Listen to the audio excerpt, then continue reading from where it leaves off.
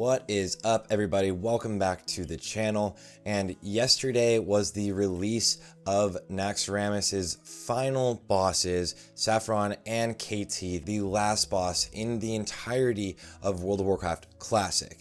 And this is the boss that everybody back in the day thought was probably one of the hardest bosses in the entire game. And of course, this raid is known as the hardest raid in the game.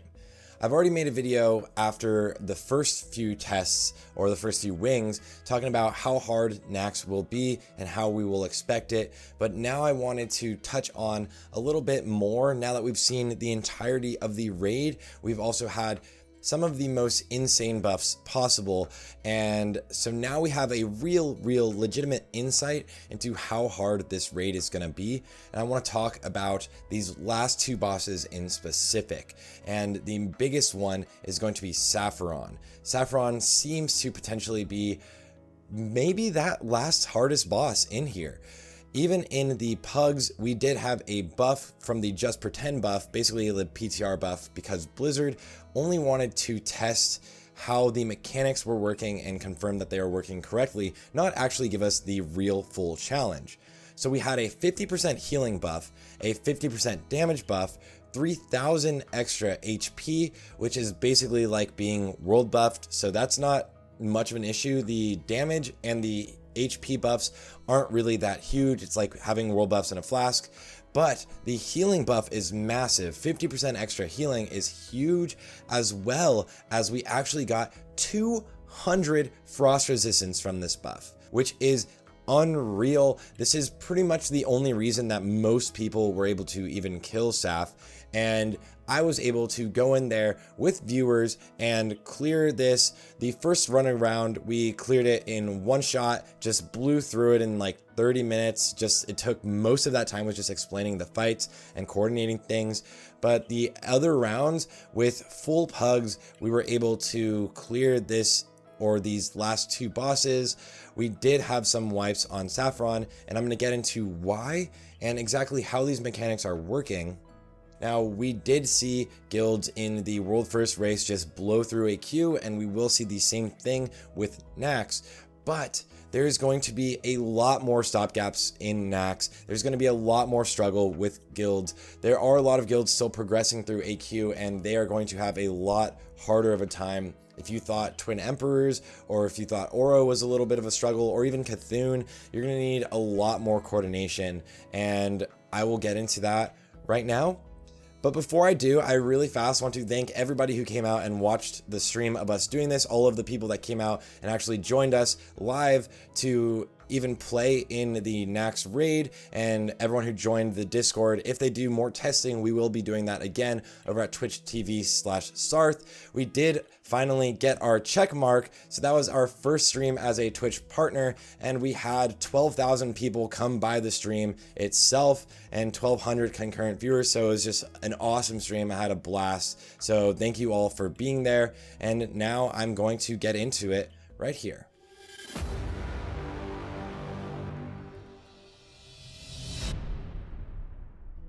So the first thing that I really want to take away from this fight is that the question was posed before AQ if we needed nature resistance. And I made a guide going over all of the nature res gear you want to get for AQ, but I will also make a guide on especially warriors and rogues, all of the nature or frost res gear that you want to get for Naxx. The answer I can tell you, and this is something that is totally different than what I said before AQ. Before AQ, I was telling everybody that you probably won't need nature res gear and you should get it anyways to be safe. And as we can see, pretty much nobody uses nature resistance gear at all. Some guilds use it on Viscidus, but a lot of times you literally don't even bring it. In Naxx, frost resistance gear is an actual thing. Saffron is potentially going to be the hardest boss in this entire raid, and you absolutely need nature resistance gear. Not only that, but you're going to need consumables. Frost protection potions. You'll also need shadow protection potions for Loatheb, but make sure that you have these frost protection potions. This is going to be potentially the hardest boss in this raid. Now, a very important thing on this fight is going to be the decursing. The decursing is massive. If you do not decurse, if you do not have mages decursing, if you do not have your druids potentially decursing as well, you absolutely are going to die. There is no way to clear this fight without dealing with the curses. I would say it's a decently easy fight, but that's only because we had this massive buff. Again, guys, we had this massive buff, 200 frost resistance.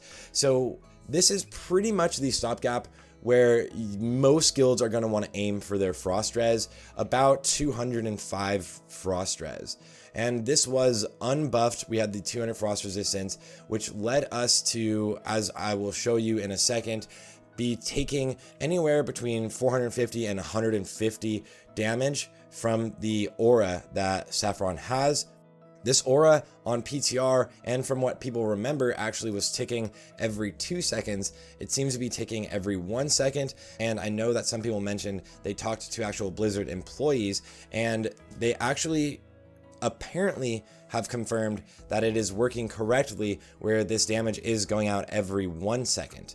Another thing in this encounter that is different than private servers or how we remember, or some data mining is showing, is that while you are actually fighting the boss, whenever you get frozen, you still are taking the damage of the actual frost aura tick, which leads to a lot of people dying at this point, right? So it is scary to actually see people actually taking damage from that frost aura.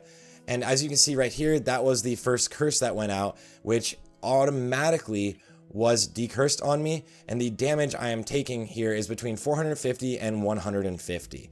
This is not a static amount. If you have a higher amount of frost resistance, it will be basically 150 the entire time. But this isn't a crazy amount of damage to be blocked. So around 200 frost res will lead you to pretty much be taking on average between 150 and 250, and that's like the damage you kind of want to be at. Another huge thing that somebody discovered actually in Asmongold's stream is that we were seeing an ability for rogues, which is, so you can vanish batch this AoE damage right here as it goes out. Slayer right there just vanish batched it perfectly, and it is a little sketchy to pull off. It's super clean if you do it, but there's no real massive advantages to doing it.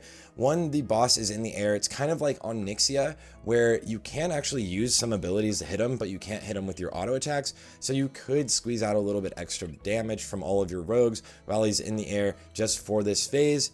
You do take a ton of damage in this fight. If you are put into the ice block, it seems like currently you are not targetable, so your healers can't target you after you've been put in the ice block. They were able to target you if you were being targeted by the boss and the ice block was going out on you. And you're also able to be hit from chain heals, so shamans can heal you while you're in there by chain healing other people.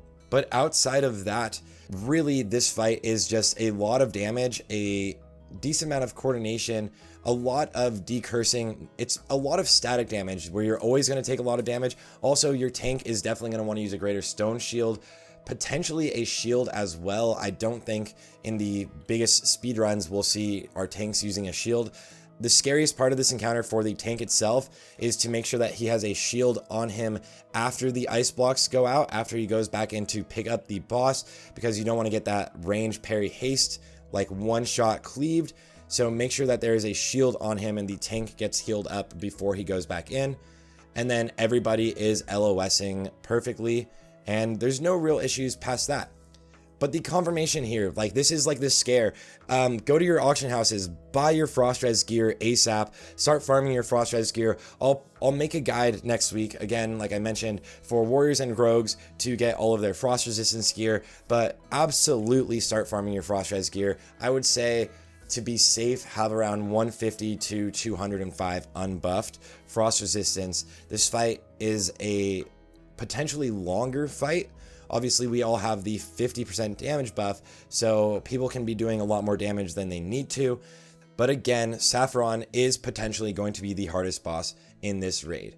I was easily able to take everybody in this pug, or in all three of my pugs that I ran into KT's room, Kel'thuzad, the last boss, and we were easily able to kill the boss. It is a very simple thing, even with, and this is a caveat that I please guys, when you go in there and do this, if you're a hunter, please do not multi-shot.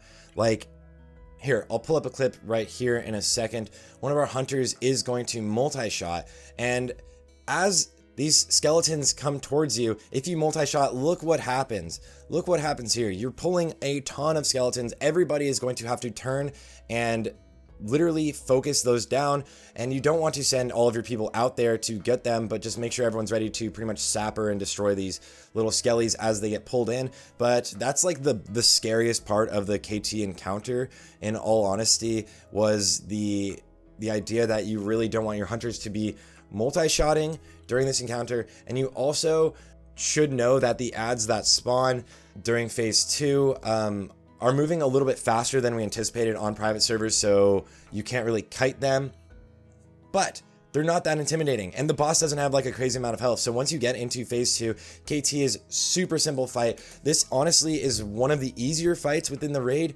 so honestly I'm just gonna say good luck to everybody out there. If everybody or anybody wants a guide or some tips for pretty much every boss, maybe I'll put together something like that, which is just tips for every boss. But guys, good luck out there. You absolutely will need frost resistance gear, at least an amount, especially if you're not in one of these world first guilds. And these guilds already have, like, they have some frost resistance, 100%. All of these guilds, like Progress, Onslaught, Salad Bakers, you can bet that they have some frost resistance going. You are going to want to start farming your consumes. Also, a lot of prices have already skyrocketed, but just keep an eye out for that. Good luck, guys. Thank you all for watching, and I hope everybody has a great day and a great weekend, in all honesty. Again, thank you all that come by the stream and hang out with me. If you have anything you want to see me cover, make sure to leave a like and a comment in the description. And everybody, again, good luck out there. Peace.